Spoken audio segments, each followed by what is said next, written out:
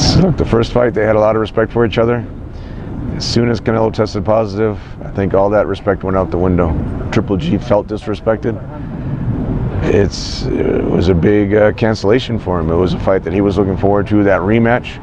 You know, starting from the controversy from the first fight, the decision from the first fight, which nobody on the Triple G team agreed with, even HBO didn't agree with that. So he wanted to get him back in the ring. Then we had the positive tests, not just one, but 2 positive tests. And look, Triple G was very direct in his comments, what he thought, his opinion. So was Abel Sanchez. And this affected Canelo. He took that personal.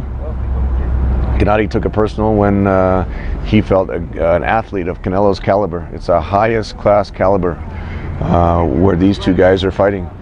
And Triple G just feels there's really no excuse to have a positive test. He knows, Triple G knows, if he had a positive test, the boxing world would go bananas, especially Canelo, especially Golden Boy. I'd say there's something in that punching power. You know, there have been so many allegations about something on his wraps or his gloves or training up here in Big Bear. Why is he punching so hard? And he just feels that if he had the test, it would have been a disaster for him, and he felt the same way. He just felt that it was careless from Canelo. He was very expressive, and I can tell Canelo's pissed off, Triple G's pissed off, but that's really what's going to make it a great fight for the fans. The fans are the winners in this whole controversy because they're going to see, first fight was a great fight, but the second fight, the rematch, I think is going to be even to a better level. Canelo changes, if he's not as defensive, that would be a great thing for the fans. He's predicting a knockout, and you can't knock somebody out by being defensive. You know, he did go 12 rounds. You have to give him credit for that. You might say he survived 12 rounds. It was a competitive fight, so we can't take anything away from Canelo. But now he's a year older. He has the experience of going 12 rounds. We hope his confidence is higher now where he can actually be more aggressive, like he's saying. He predicted the first fight. He said he's the only true Mexican in there that is going to fight like a Mexican, and he fought completely different. He fought the style that he criticized Floyd for fighting and Lara for fighting. But look, this has become personal. Triple G is going to start a lot faster. He's going to cut off the ring. Now that we know what to expect from Canelo, he's never fought like that once before in his whole career. So now we know what possibly could happen in there. Triple G will be much better prepared for this defensive style. We have new shoes designed by Jordan with faster soles. That way he'll be quicker in the ring. He'll be able to get there faster than Canelo moves side to side. So we appreciate the new shoes from Jordan. And I think Gennady will be better prepared for this defensive style that Canelo brought the first time around. I think so. I think we saw with Vanes Martirosyan. Vanes fought a lot of world-class fighters, had never been stopped before. It's true that he moved up from 154 to 160, but nobody was as aggressive with Vanes as Triple G was in the second round. I think, unfortunately, for Vanes, Triple G was so pissed off, had so much frustration that he took it out on Vanes, and I think we'll see the same thing, all this pent-up frustration being taken out on Canelo Alvarez on September 15th. Quite put together in the second time. It wasn't really, it wasn't a little tough, it was very tough. You know, Triple G always puts on a big drama show in the ring. It's always exciting when he gets in the ring. This was a big drama show outside the ring with these negotiations. We were going back and forth for about a month with the positive test. Triple G felt, look, Triple G's the champion.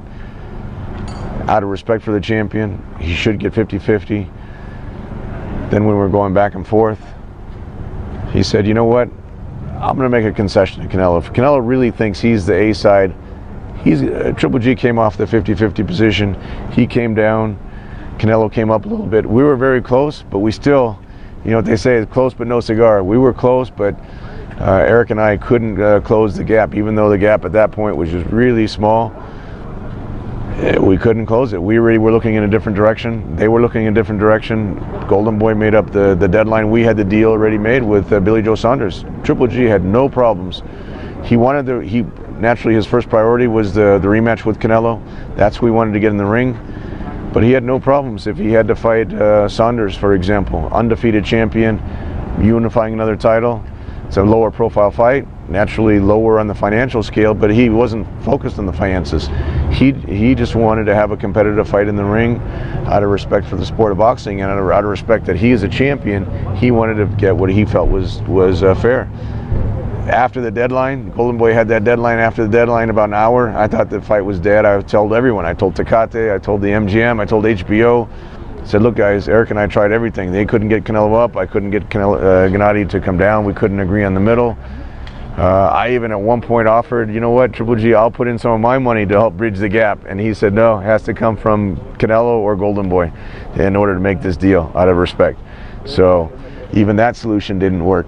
But at the end of the day, an hour later, after this was dead, it wasn't even on life support. This fight was dead for an hour. Eric called me up. He said, look, I talked to Oscar. We have one last proposal for you. We have a deal that we think is going to meet what Triple G has wanted. And when they made the proposal, the thing that made all that a lot more complicated, Triple G was in Moscow. I was in LA, Eric was in LA, Triple G is in Moscow, Canelo's in Mexico somewhere. And we're trying to put this fight together. He needs to get, naturally, Canelo's permission. I need to get Triple G's permission. Triple G was in Moscow for the opening ceremonies of World Cup.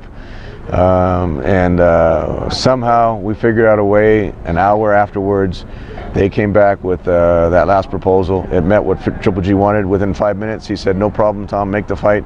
Tell him I'm going to come and knock out Canelo this time. And that's how it happened.